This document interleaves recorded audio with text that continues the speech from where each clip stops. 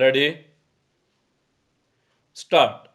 The Industrial Policy Resolution of 1948 was good so far as it went, but unfortunately, the spirit of it could not be understood or appreciated by the common man in this country.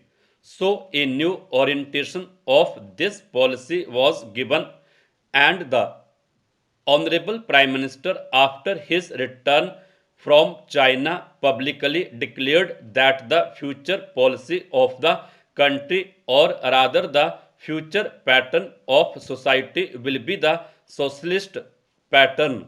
That was further emphasized by the resolution passed at the Abadi session of the Congress and later reiterated by Shri Dehbar, President of the Indian National Congress.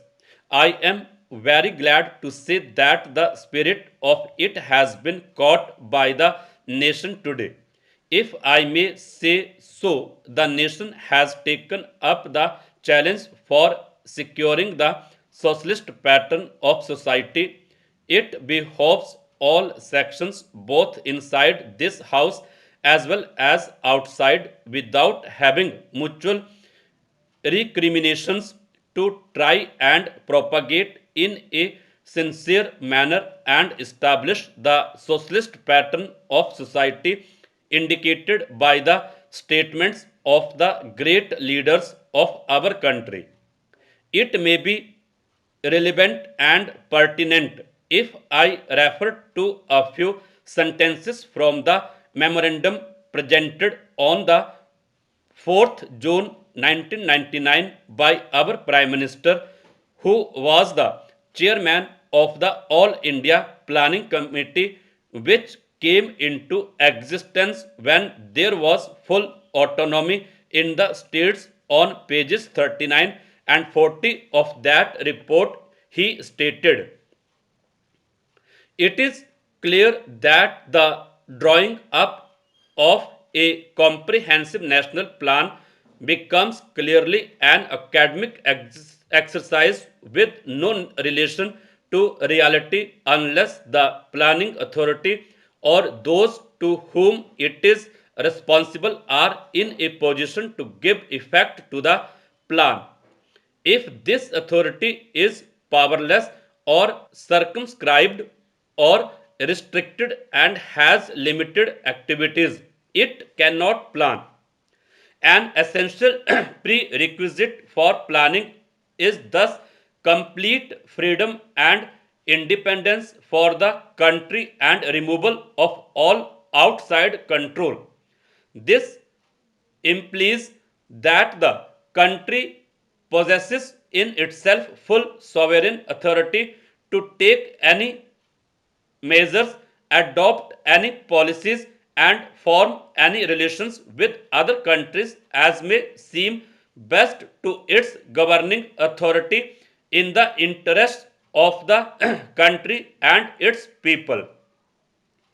National independence is thus an indispensable preliminary for taking all the steps that might be found necessary for carrying out the 5 year plan in all its various aspects throughout the whole country.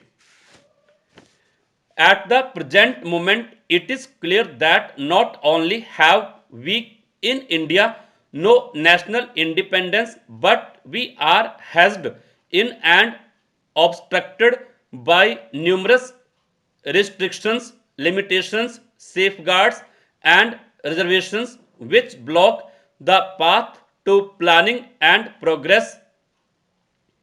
Our plan for national development must therefore be drawn up for a free and independent India. Thanks to the sacrifices made by millions of our countrymen and countrywomen under the leadership of the father of the nation, Mahatma Gandhi, we have today secured complete sovereign political independence at a time when the nations of the world were engaged in the bitterest struggle using all the weapons of destruction.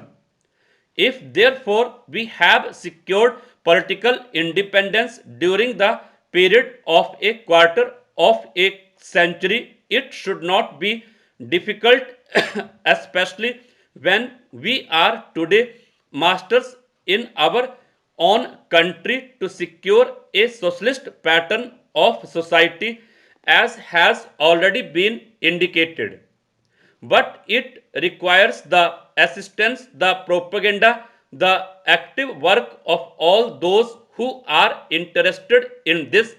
I am sure so long as my honorable friends, the minister, the deputy minister, and the other minister who represent the commerce and industry ministry can give us an assurance that the capitalist pattern would be avoided. Some of us who believe in a cent-per-cent socialist democracy give an undertaking that certainly totalitarian policy will not be introduced in this country, because we have believed all along during the fight that we have given to the British government when we secured political independence, that we shall try to maintain democracy undiluted and a socialist democracy at that.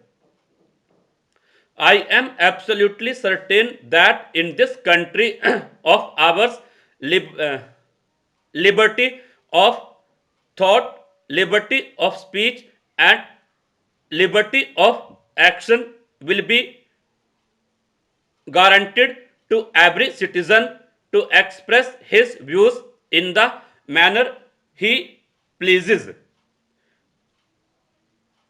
I therefore assure my honorable friend that so long as we do not, in the garb of a socialistic pattern, support a capitalist system, India will stand 100% for a socialist democracy.